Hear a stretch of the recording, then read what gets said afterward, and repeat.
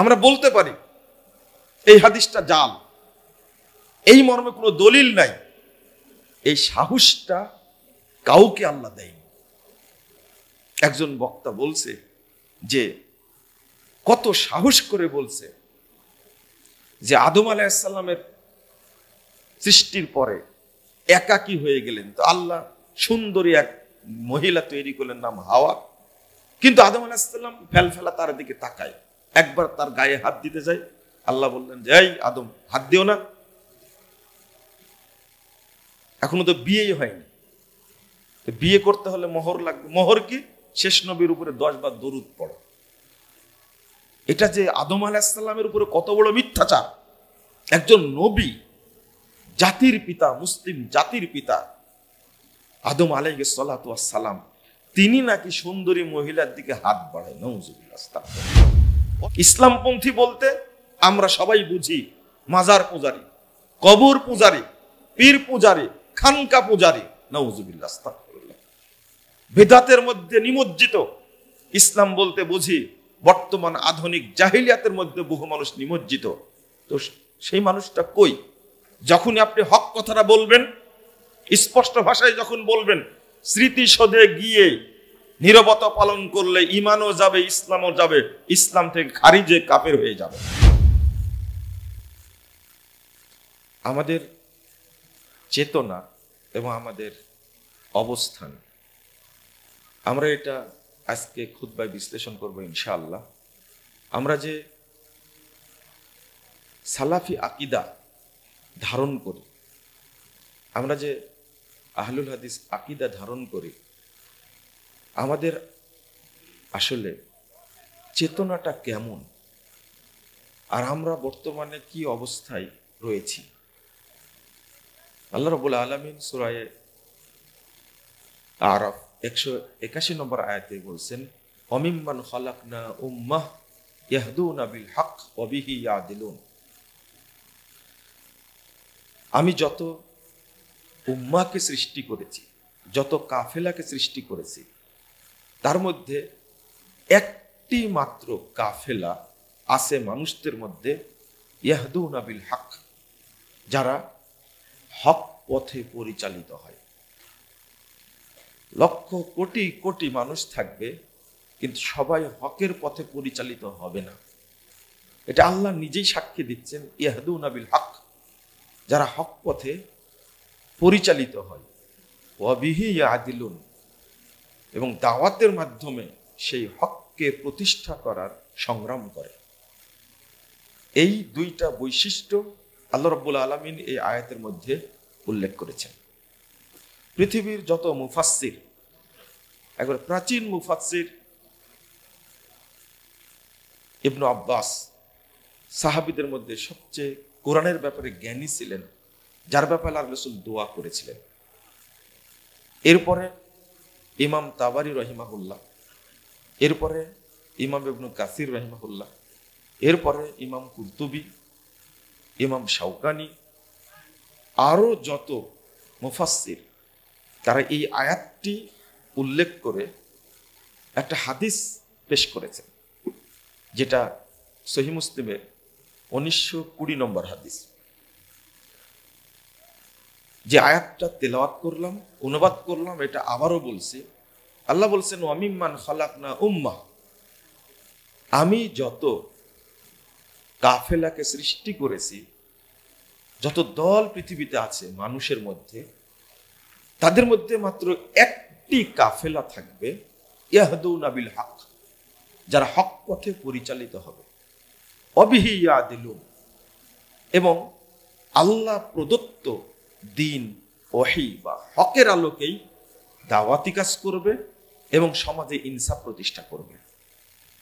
এই আয়াতটা উল্লেখ করে তাফসিরে উল্লেখ করেছেন যে হাদিসটি, রাসূলুল্লাহ সাল্লাল্লাহু আলাইহি ওয়াসাল্লাম বলেছেন, লা তাযালু তায়ফাতুম মিন উম্মতি যাহিরিন আলাল হক, সর্বদা একটি কাফেলা, একটি জামাত, আমার উম্মতের একটি জামাত বা একটি কাফেলা, ইয়াহদুনা বিল হক, যাহিরিন আলাল হক, সর্বদা হকের উপরে বিজয়ী থাকবে।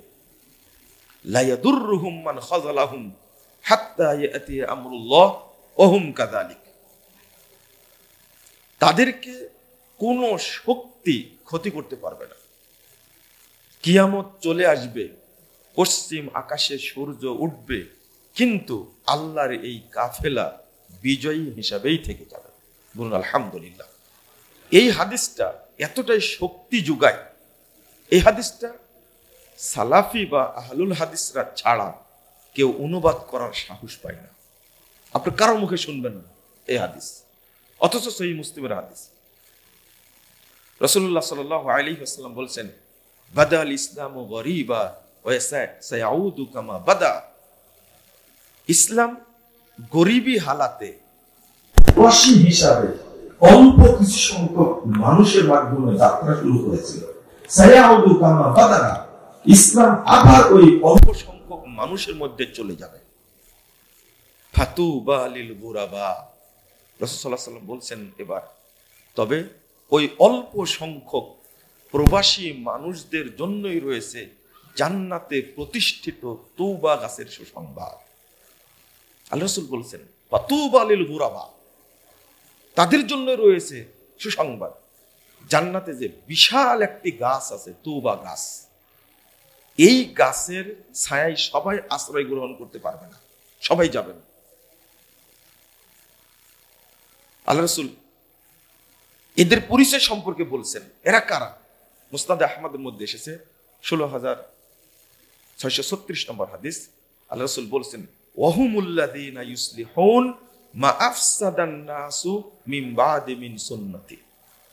এই অল্প সংখ্যক লোকের তোমরা বৈশিষ্ট্য দেখবা, যখন মানুষ আমার সুন্নাতকে নষ্ট করবে, আমার সুন্নাতকে পদদলিত করবে, আমার সুন্নাতকে বেদাত দ্বারা ঢেকে দিবে, ওহুমুল্লাযীনা ইউসলিহুন, ওই সময়ে এই অল্প সংখ্যক লোক তারা আমার সুন্নাতকে মানুষের সামনে উন্মুক্ত করবে, তারা আমার সুন্নাতকে প্রকাশ করে দিবে, তারা সংস্কার করে দিবে, বলে দিবে এটা হলো সুন্নাত আর এটা হলো বিদআহ, এটা হলো তাওহীদ আর এটা হলো কি শিরক, এটা হলো তাওহীদ, এটা হলো তাগুত, এটা হালাল আর এটা হারাম, এইটা সহিহ হাদিস আর এটা জাল হাদিস।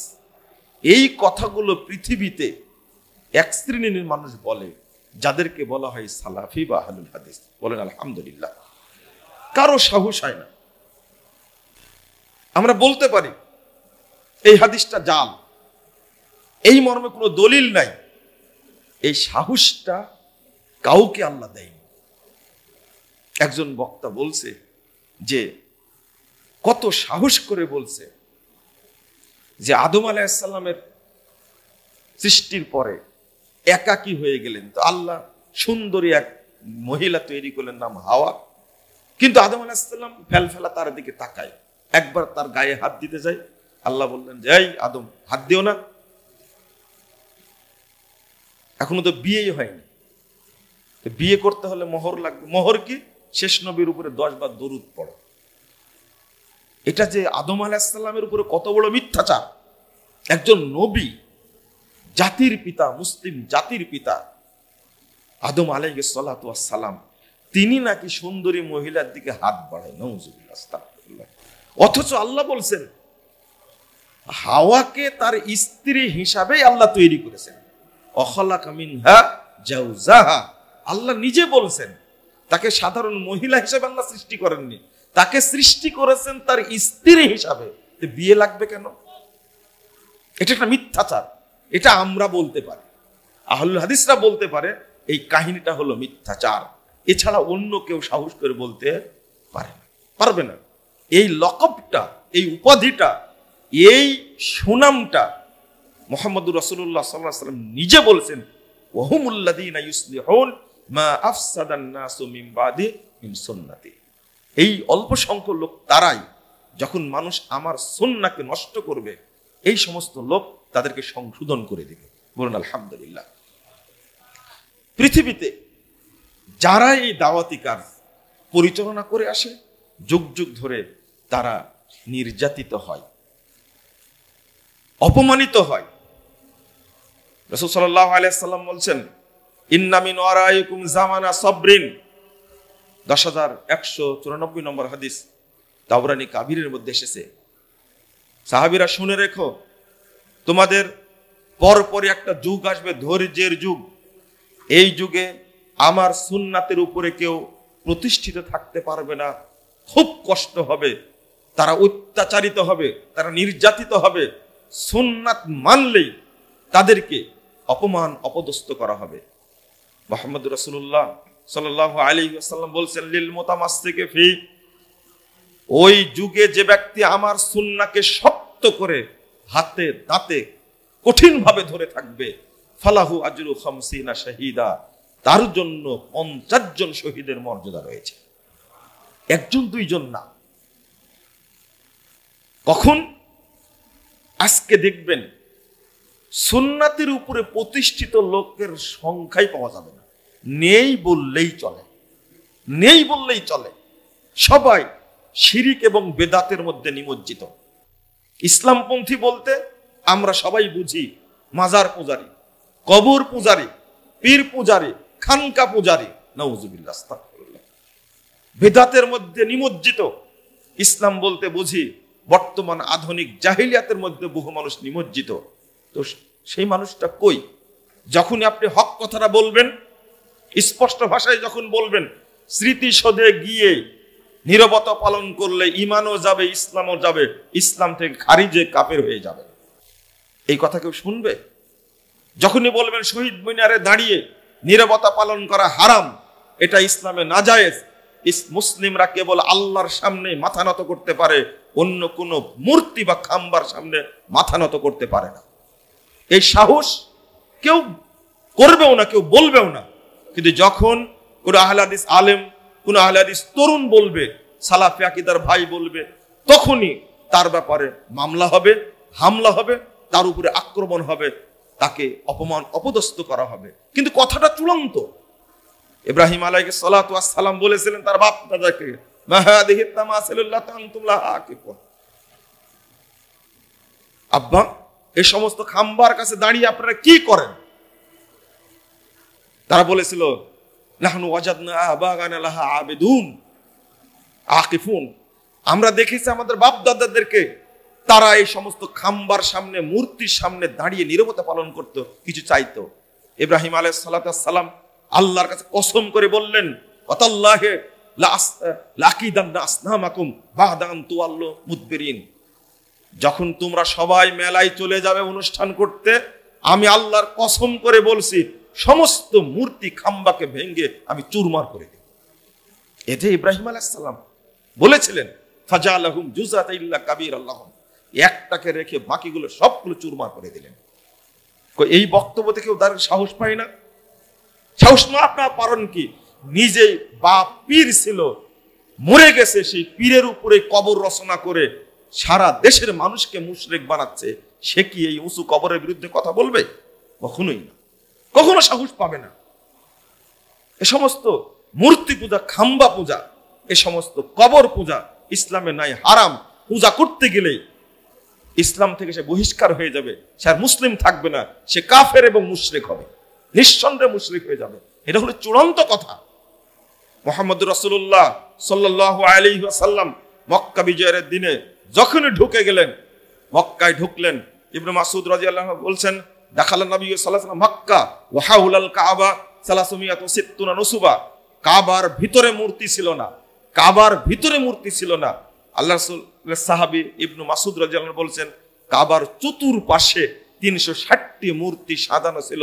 ফাজালা ইয়াতানুহু বিউদিন ফিয়াদিহি, আল্লাহর রাসূলের হাতে থাকা লাঠি দেয়া মূর্তিগুলোকে এক হাতে ভেঙ্গে চুরমার করে দিলেন। মুখ থেকে বের হচ্ছে, ওয়াজাল হক ওয়া জাহাকাল বাতিল ইন্নাল বাতিলা কানা যাহুকা, হক এসে বাতিল চুরমার হয়েছে, বাতিল চুরমার হওয়ারই যোগ্য। এক নিমিষে এক হাতে 360টি মূর্তি ভেঙ্গে চুরমার করে দিলেন। এই মূর্তিগুলো তার বাপ দাদাদের মূর্তি ছিল, তাদের পূর্বপুরুষদের মূর্তি ছিল, মূর্তির কোনো দাম নাই, কোনো দাম নাই। অপমান করে ভেঙ্গে চুরমার করে দিলেন। আলী রাদিয়াল্লাহু আনহুকে ডেকে বললেন, কত সাহসী যুবক, লা তাদাতিম সানিল্লা তামাসতাহু ওয়ালা কবরান মুশরিবান ইল্লা সাওয়াইতাহু, আলী শোনো, জমিনের বুকে যত মূর্তি পাবা, যত ছবি পাবা, যত উঁচু কবর পাবা, সবগুলো ভেঙ্গে চুরমার করে দেবে, একটু যেন না থাকে। সাহাবীরা জিজ্ঞেস করতেন মূর্তি ভাঙ্গার এবং নির্দেশ দেওয়ার কারণে জিজ্ঞেস করে, লিমাযা আরসালাকা রাব্বুক আরসালাকা রাব্বুক, হে আল্লাহর নবী, আপনাকে আল্লাহ কেন পাঠিয়েছেন? আল্লাহ রাসূল সাল্লাল্লাহু আলাইহি ওয়াসাল্লাম গর্জে উঠে বলছেন, তিনি বলছেন, ইয়াসালিল আরহাম, আল্লাহ আমাকে পাঠিয়েছেন আত্মীয় স্বজনদের সাথে ভালো সম্পর্ক রাখার জন্য, ওয়ালি কাসরিল আসনাম, আর পৃথিবীর যত মূর্তি সব ভেঙে ফেলার জন্য। সাহাবীদেরও এই সাহস ছিল। যেখানে গেলে মানুষ মুশরিক হয়, যেখানে গেলে মানুষের ঈমান চলে যায়, আমাদের ছাত্ররা, আমাদের সন্তানরা সারা বাংলাদেশ থেকে শেখ মুজিবের মূর্তিকে ভেঙ্গে চুরমার করে দিল, কিন্তু একটি মাজারও ভাঙ্গেনি। এরা না ভাঙ্গার কারণ হলো যে তারা তাওহীদের মর্যাদা বুঝে না। তাদের বেসিক যদি থাকতো তাওহীদ, আমরা যদি সন্তানদেরকে পড়াতে পারতাম মাদ্রাসায়, তারা আগে ভাঙতো মাজারগুলো, তারপরে ভাঙতো মূর্তিগুলো। এটা হলো তালেবানি সিস্টেম হয়ে গেছে। তালেবানরা হলো মাজার পূজারী, কবর পূজারী। এই জন্য বৌদ্ধ মূর্তি ভেঙ্গে, হিন্দুদের মূর্তি ভেঙ্গে চুরমার করে দিয়েছে, কিন্তু মাজারগুলোকে তারা খুব সুন্দরভাবে গড়ে তুলছে। এই আকীদা তো ইসলাম পোষণ করে না।